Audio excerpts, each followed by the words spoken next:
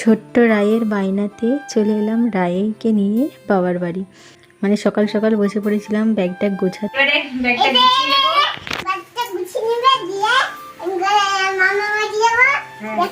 রায় মামা বাড়ি যাওয়ার জন্য পাগল। চলো ব্যাগটা গুছিয়ে আর সাথে আবার রায়ের বই খাতাও যাবে। এই যে তো ব্যাগটা গুছিয়ে নিয়ে একেবারে স্নান করে নিয়েছিলাম। স্নান করে চলে আসছিলাম উপরে ঠাকুর ঘরে।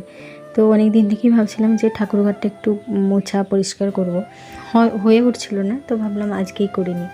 তো দেখো এই যে এই তাকটাতে, এটাতে আমাদের আলো চাল গঙ্গা জল এগুলো থাকে ঠাকুরের।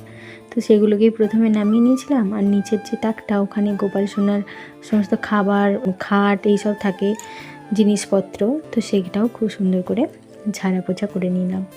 তো সব কিছু সরিয়ে টরিয়ে সুন্দর করে ঝেড়ে নিয়েছি। নিয়ে এখন চলে এসেছি আমার এই ঠাকুরের সিংহাসনটা পরিষ্কার করতে। তো এই সিংহাসনটা আমার বিয়ের আগেই যখন আমাদের বাড়িতে কাজ হয়েছিল, মানে কাঠের কাজ হয়েছিল দোতলাতে, তো খাট বানিয়েছিল দুটো, আর তার সাথে এই সিংহাসনটা বানিয়েছিল। খুব সুন্দর লাগে আমার এই সিংহাসনটা। তো কথা বলতে বলতে দেখো সমস্ত ঠাকুরের পটগুলোকে খুব সুন্দর করে মুছে একদিকে রেখে দিলাম। দিয়ে এখন শুকনো কাপড়ে করে সিংহাসনটাকে ভালো করে পরিষ্কার করে নিলাম। আর প্রায় পরিষ্কার করা হয়, তো ওই জন্য তেমন একটা ময়লা নেই। তো ভালো করে পরিষ্কার করে এখন চলে আসছি ঠাকুর ঘরটাকে সাজাতে। তো যেখানে যা জিনিস সেখানেই সব রেখে দিচ্ছি। তো যেখানে আলো চাল, তারপরে গঙ্গা জল ছিল, সেগুলোকে তুলে রাখলাম। তার নিচে গোপাল সোনার যা জিনিসপত্র থাকে, তারপরে খাট থাকে, মশারি থাকে, তো সেগুলোকেও সুন্দরভাবে গুছিয়ে নিলাম। আর এদিকে ঠাকুরের পটগুলো যেখানে যা থাকে সেগুলোকে সুন্দর করে গুছিয়ে নিচ্ছি। আর এখন জানো তো আমাদের বাড়িতে এত ইঁদুরে উৎপাত হয়েছে যে ঠাকুরগুলো ওই সিংহাসন থেকে ফেলে দিচ্ছে, ঠাকুরের পট ফেলে দিচ্ছে, ঠাকুরের লক্ষ্মী ঠাকুরের ঘট ফেলে দিচ্ছে, এরকম উৎপাত করছে। তো কথা বলতে বলতে দেখো আমার ঠাকুর ঘরটা খুব সুন্দর করে সাজানো হয়ে গিয়েছে। আর এখন এবারে বাড়ির ঠাকুরকে পুজো করে নিলাম। সকালবেলা মা করেনি, আমি সব গুছাবো বলেছিলাম বলে, তো ওই জন্য আমি করে নিলাম পুজো। তারপর পুজো করিয়ে গোপাল সোনাকে স্নান করিয়ে সেবা দিয়ে যখন নিচে এসেছি তখন ঘড়িতে প্রায় 12:30 পৌনে 1টার মতো বেজে গিয়েছে, কারণ সকাল থেকে তো বেশ বৃষ্টি হচ্ছিলো। তারপর স্নান টান সেরে সব কিছু করতে করতে দেরি হয়ে গেল। তো একেবারে বসে পড়েছিলাম রায়সোনাকে খাইয়ে, আমিও ভাত খেতে বসে পড়েছিলাম। আর সেদিন মা বানিয়েছিল মাছের তেলের চচ্চড়ি, সর্ষে বাটা, পেঁয়াজ আদা রসুন বাটা দিয়ে, তার সঙ্গে ছিল শাক ভাজা, তারপরে চচ্চড়ি ছিল, ডিমের তেল ঝোল ছিল। আর আমার এই মাছের তেলের চচ্চড়ি থাকলে আর কিছুই লাগে না, ওই দিয়ে ভাত খাওয়া যায়। তো খাওয়া দাওয়া সেরে একটু রেস্ট নিয়েছি। আর তখন দেখি আকাশটা একটু রোদের দেখা গিয়েছে, আর মেঘলাও আছে। তো বড়মশাই বললো চলো এই সময় বেরিয়ে পড়ি, নয়তো আবার বৃষ্টি আসলে যেতে পারবে না। তো রেডি হয়ে নিয়েছিলাম। তখন ঘড়িতে প্রায় 4:10-15 মতো বাজে। তো রেডি হয়ে নিয়েছি। আর রাইকে কাঁচা ঘুমে তোলা হয়েছিল, তখন মুড অফ, কান্নাকাটি শুরু করে দিয়েছিল। তারপর এই যে দেখো পিঠে ব্যাগ নিয়ে সে যাচ্ছে এখন মামা বাড়ি। বেরিয়ে পড়লাম মা দুর্গার নাম নিয়ে। আর এখন দেখো পুরো সেই শরতের মেঘ যেমন ভেসে চলে সেরকম এখন যাচ্ছে। এত সুন্দর বিকালের দিকটা আবহাওয়াটা হয়ে গেছে, বেশ সুন্দর লাগছে। আর এই শরতের মেঘ দেখলেই মনে হয় মা আসছে। তো চলে আসছিলাম মিষ্টি দোকানে। তো মিষ্টি নিয়ে এই যে আমার বাবার বাড়ির রাস্তায় চলে আসছে, একেবারে বাড়ির পাশে। তো আস্তে আস্তেই বাবা রাস্তাতে ছিল, তো রাইকে কোলে নিয়ে ঘরকে চলে আসছে। আর এইদিকে এসে দেখি মা এদিকে চাউমিন বানাতে শুরু করে দিয়েছে। তার আগে খবর নিয়ে নিয়েছে আমরা কখন আসবো। তো গরম গরম চাউমিন এদিকে ভাজা চলছে। আর এই যে এখন বড়মশাইয়ের জন্য প্লেটটা সাজিয়ে দিচ্ছি।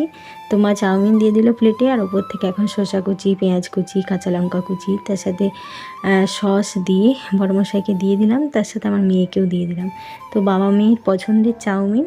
আর মা বারবার এটাই বানাই বড়মশাইয়ের জন্য। আর এখন রায়ও খেতে খুব ভালোবাসে। তোরা খেয়ে নিয়ে বড়মশাই আসতে গেল।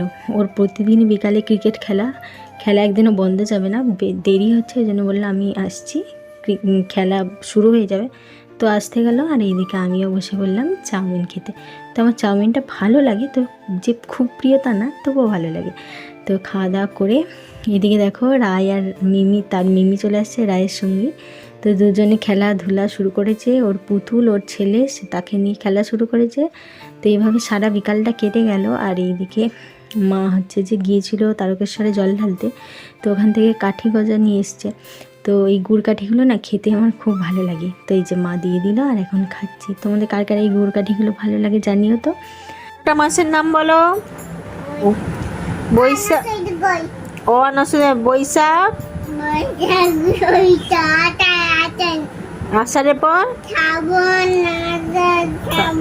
তো খাওয়া দাওয়া সেরে রায়কে একবার পড়তে বসিয়েছিলাম, তো একবার পড়ছে একবার খেলছে, এই পড়া খেলার ছলে ওকে পড়ানো হলো। তখন ঘড়িতে প্রায় 9:10 মতো বেজে গিয়েছে। তো রাতের খাবার খাওয়ার জন্য মা এইদিকে দেখো রায়ের জন্য ভাত বেড়ে দিল। তো রায়কে খাইয়ে আসছি, ওকে ঘুম পাড়াবো, আর ও এখন নিজেই বিছানা শুরু করেছে, মানে বিছানা নিজেই করে নিয়েছে, দিদুকে করতে দেয়নি। কি করছিস?